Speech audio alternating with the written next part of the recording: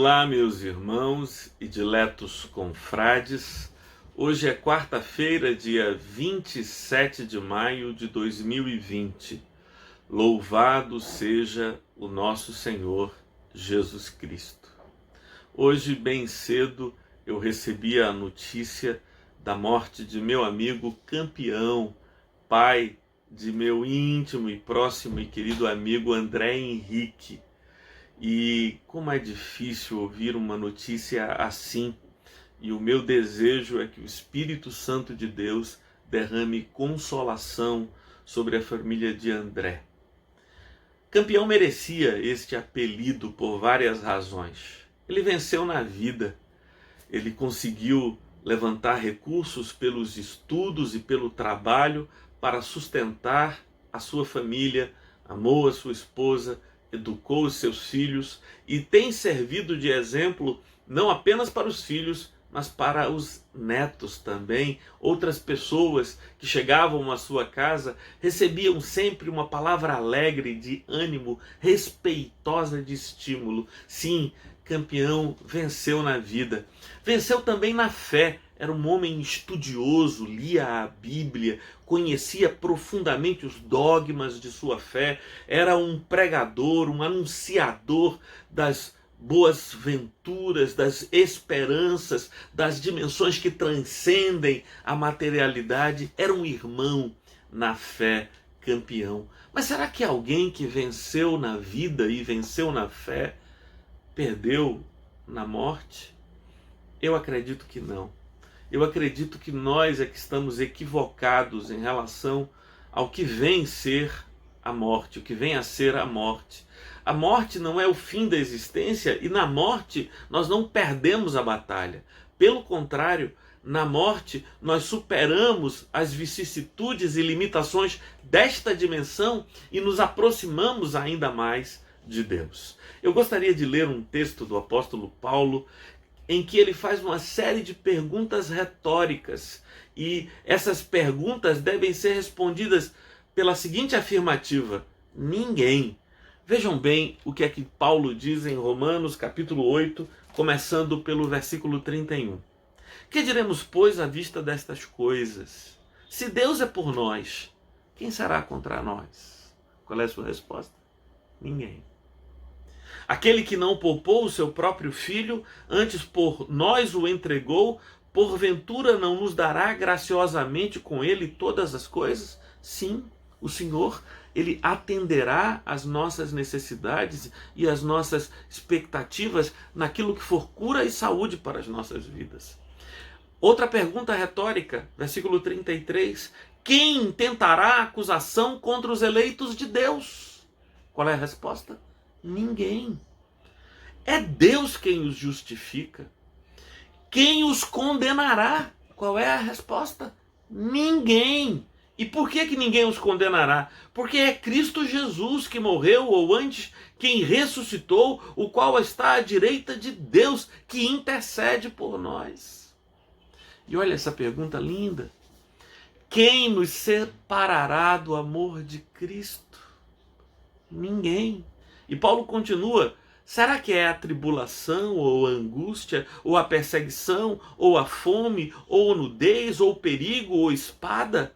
Como está escrito, por amor de ti somos entregues à morte o dia todo, fomos considerados como ovelhas para o matadouro. Em todas estas coisas, porém, Campeão, somos mais do que vencedores por meio daquele que nos amou, porque eu estou bem certo que nem a morte, nem a vida, nem os anjos, nem os principados, nem as coisas do presente, nem do porvir, nem poderes, nem altura, nem profundidade, nem qualquer outra criatura poderá separar-nos do amor de Deus que está em Cristo Jesus, nosso Senhor.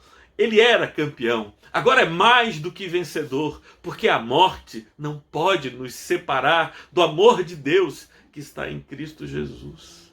A morte é esse portal, e para aqueles como meu irmão que acreditou e confiou no Senhor, guardou esta certeza preciosa em sua alma, este portal dá para a vida, não para uma vida qualquer, mas uma vida extraordinária, exuberante, gloriosa.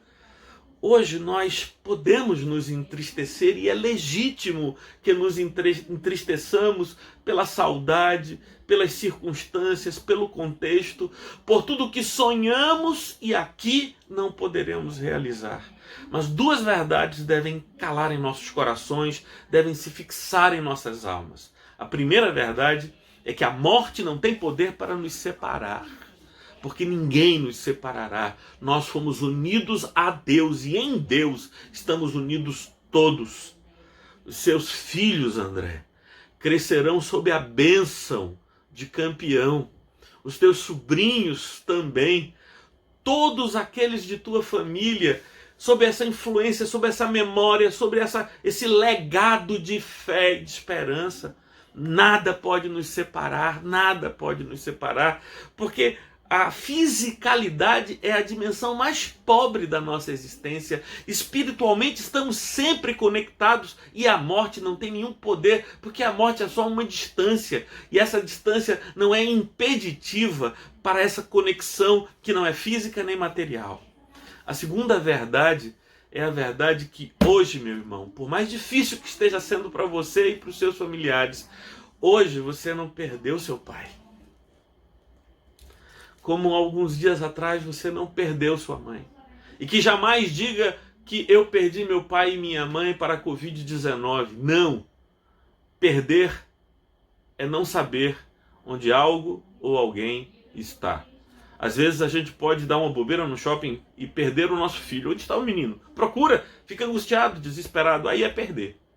Quando a gente sabe onde alguém está, esse alguém não está perdido. Ele pode estar distante de nós, à nossa espera. E no momento certo chegaremos até onde ele está. E aí também, numa outra dimensão, que não apenas a espiritual, estaremos reunidos para sempre em Cristo. Paulo escreveu a primeira carta aos Tessalonicenses, no capítulo 4, ele diz: não quero, irmãos, que sejais ignorantes a respeito dos que dormem, para não vos entristecerdes como os demais que não têm esperança. Porque no dia do Senhor, dada a sua ordem, tocada a trombeta do Senhor, os mortos em Cristo ressuscitarão primeiro, e eles virão com o Senhor em glória, e depois todos nós seremos reunidos para o reino do Senhor eternamente. Essa não é apenas a nossa esperança, esta é a nossa convicção e a nossa fé. O seu pai, assim como a sua mãe, já não estão aqui conosco, mas foram abraçados e acolhidos pelo Pai Eterno. Cessaram todas as preocupações, todos os medos, todas as dores. Em vocês que fique a gratidão, o louvor a Deus por seu amor e por sua misericórdia de lhes ter dado pessoas tão preciosas. A partir de hoje, já não pensaremos nele como campeão, mas como mais do que vencedor. Ó Deus eterno, derrama a tua consolação sobre meus amigos. Dá-lhe, Senhor, do teu Espírito Santo, fazendo com que eles saibam enfrentar esse momento tão difícil, tão difícil. E que tu, ó Deus eterno, que recebestes em teus braços amorosos e ternos os pais de André e Henrique, possas consolar também todos aqueles que perderam entes queridos, mas não perderam, porque eles estão contigo, Senhor. Dá-nos a tua graça, em nome de teu Filho Jesus. Amém.